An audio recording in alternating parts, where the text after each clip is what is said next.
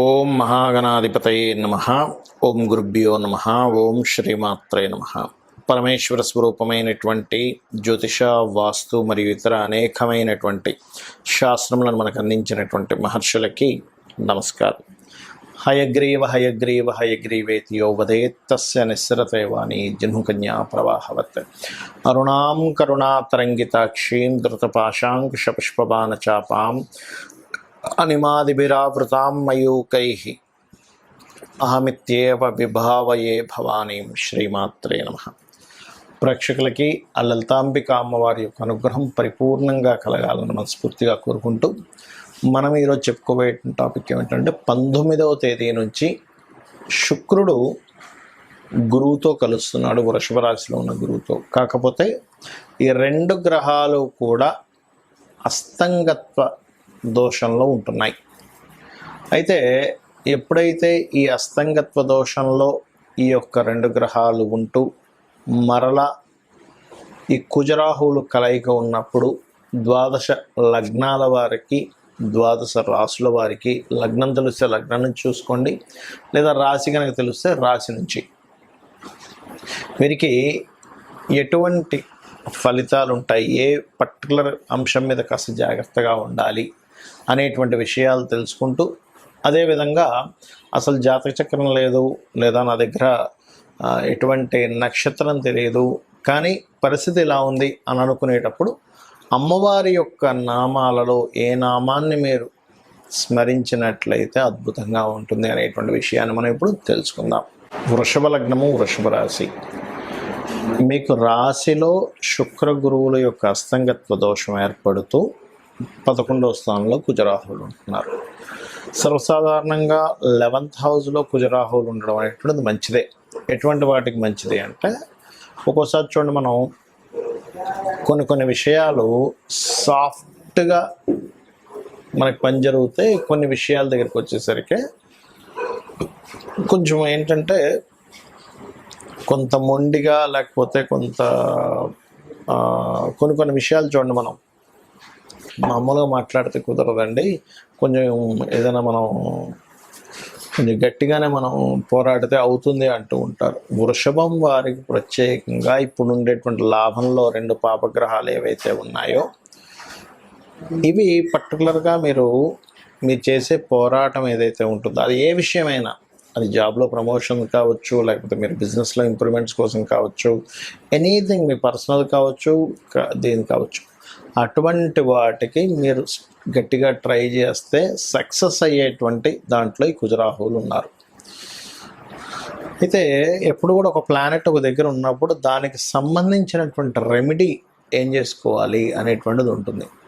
ఈ కుజరాహువులు మంచి పాజిటివ్ హౌస్లో ఉన్నారు, అందులో ఎటువంటి డౌట్ లేదు. కాకపోతే ఈ లగ్నంలో ఉన్నటువంటి, వృషభంలో లగ్నంలో ఉండేటువంటి ఈ యొక్క కుజుడు రాహుతో పాటు లగ్నంలో గురువు శుక్రుడు రవితో అస్తంగత్వం చెందున్నారు.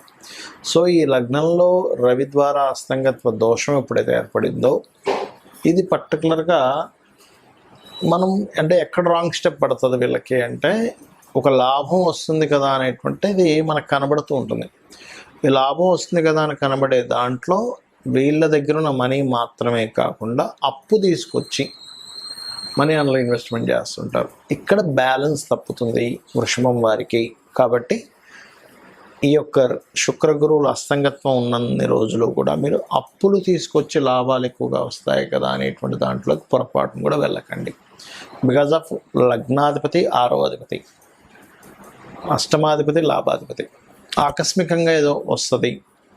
సో అందుకని మనం అప్పు తీసుకొచ్చి పెడితే ఏమిటి అనేటువంటి భావనలోకి తీసుకెళ్తూ ఉంటుంది.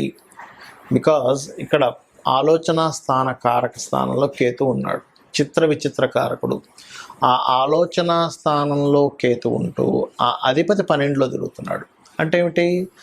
ఆలోచన చిత్ర విచిత్రంగా ఆలోచిస్తూ 12వ స్థానంలో బుధుడు ఉన్నందుకు ఇది ఇన్వెస్ట్మెంట్స్ ఎంతసేపు నేను ఇలా చేసేసి నేను ఇన్వెస్ట్మెంట్ చేసి అద్భుతంగా సంపాదిస్తాననే కోణంలోనే ఉంటుంది. కానీ మనం ఎక్కడైనా స్ట్రక్ అవుతామా? బికాజ్ ఆఫ్ లగ్నా లార్డ్ శుక్రుడు స్ట్రక్కింగ్ యోగాలో ఉన్నాడు. ఇది మెయిన్గా గుర్తుపెట్టుకోవాలి. మరి దీనికి ఏం చేయాలి చూసుకున్నట్లయితే,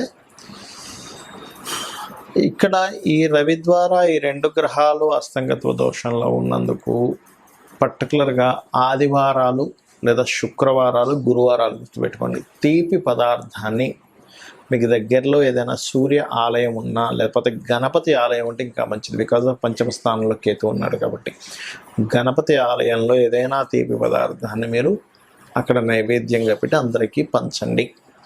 అప్పుడు ఏమవుతుందంటే పంచమ స్థానంలో ఉన్నటువంటి కేతువు పాజిటివ్గా పనిచేయడం స్టార్ట్ చేస్తాడు. గణపతి అనుగ్రహం వల్ల రాంగ్ డెసిషన్స్ ఎక్కడా కూడా మీరు చేయకుండా ఉంటారు. మరి నక్షత్రము తెలీదు, రాశి తెలీదు, లగ్నం తెలీదు అనుకునేటువంటి వారు ఏం చేయాలి?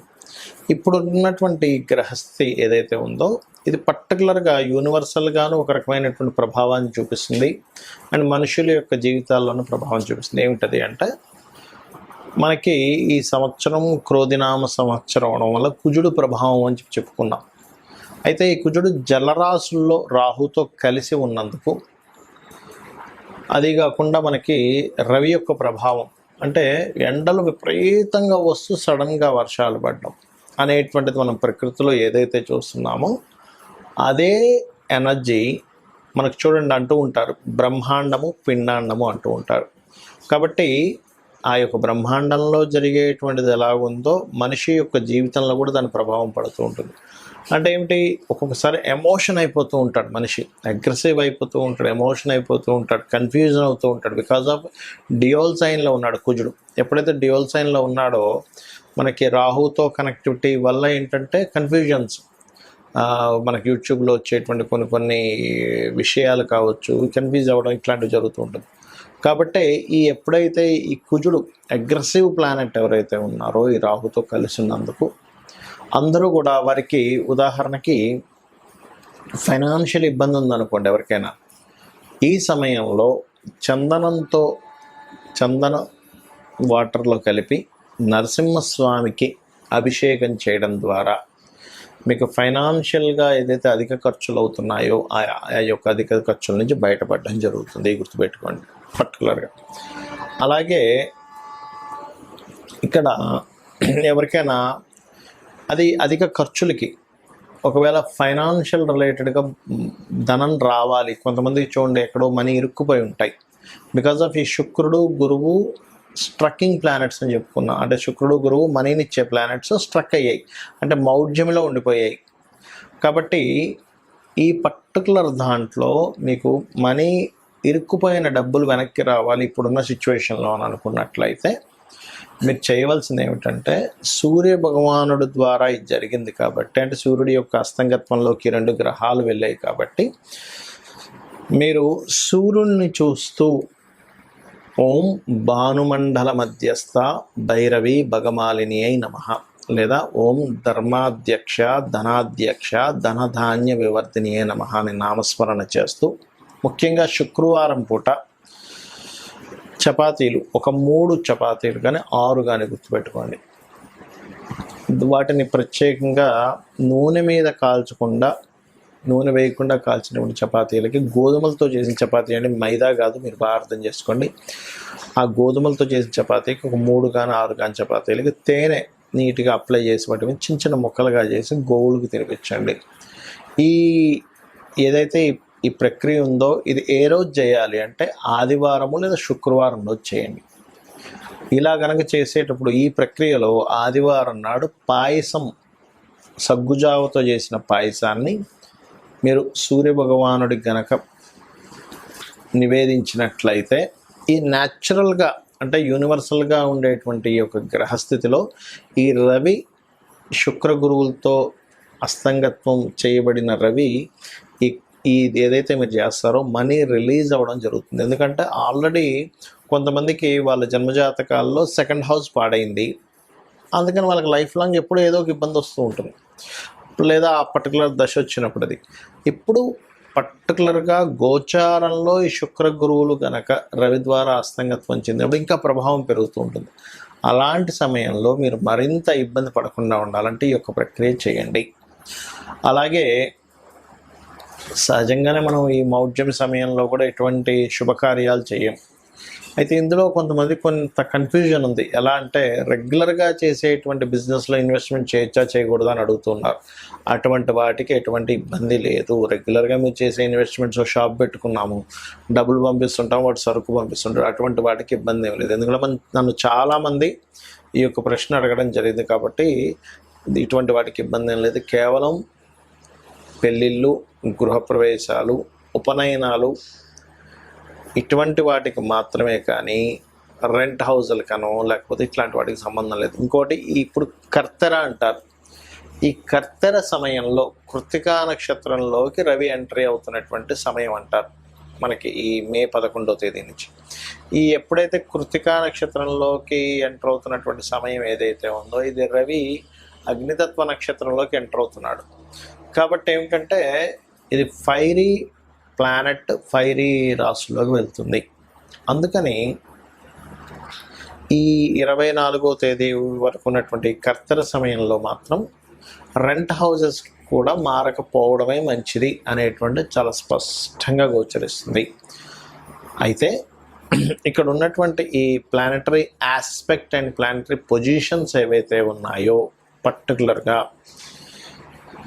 వీటికి నేను ఇందాక చెప్పినటువంటి ఆ 2 రకాల మంత్రము, అదేవిధంగా గోవుకి గోసేవ చేయడము, మరియు వీలైతే కనుక సుబ్రహ్మణ్యేశ్వర స్వామి ఆరాధన ఎప్పుడైతే ఈ కుజరాహులు కలిసి ఉన్నాయో ఎవరికైనా సరే గుర్తుపెట్టుకోండి, ఈ కాంబినేషన్ ఉన్నప్పుడు తెలియకుండానే కుటుంబ సభ్యుల్లో అన్నదమ్ములతోని, అక్కచెల్లెలతో, లేకపోతే బావమరిది, లేకపోతే రిలేషన్స్లో కొన్ని కంబైన్డ్గా కొన్ని ఇవి ఉంటాయి, ఆస్తులు అవి ఉంటాయి. అటువంటి వాటిల్లో మీకు కనుక ఎటువంటి గొడవలు జరగకుండా బాగుండాలి అంటే సుబ్రహ్మణ్యేశ్వర స్వామి ఆరాధన చేయడము, లేదా మరి కొంతమందికి కోర్టు కేసెస్లో ఇరుక్కొని చాలా గందరగోళంగా ఉంటుంది ఈ కాంబినేషన్స్ ఉన్నప్పుడు. అలాంటప్పుడు ఏంటంటే పర్టికులర్గా మీరు వారాహి అమ్మవారి యొక్క అష్టోత్తరం చేసుకోవడము చేస్తూ ఉన్నట్లయితే రెగ్యులర్గా మీకు ఏదైతే ఇబ్బంది ఉందో ఈ ఆస్తి సంబంధించిన విషయం, ఈ గొడవలకు సంబంధించిన విషయంలో, ఎందుకంటే చాలామంది నాకు ఏమండి నేను ఆ వారాహి చేసుకున్నాక నాకు ఈ ప్రాబ్లమ్స్ క్లియర్ అయ్యాయి అని చెప్తూ ఉంటారు.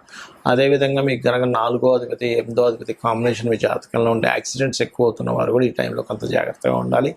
ఏదేమైనప్పటికీ కూడా నేను చెప్పినటువంటి మంత్రం చేసుకుంటూ, లేదా రోజుకు ఒక్కసారైనా ఉదయం లేదా సాయంత్రం లలితా అమ్మవారి యొక్క స్తోత్ర పఠనం చేసినట్లయితే అన్ని విధాలా బాగుంటుంది.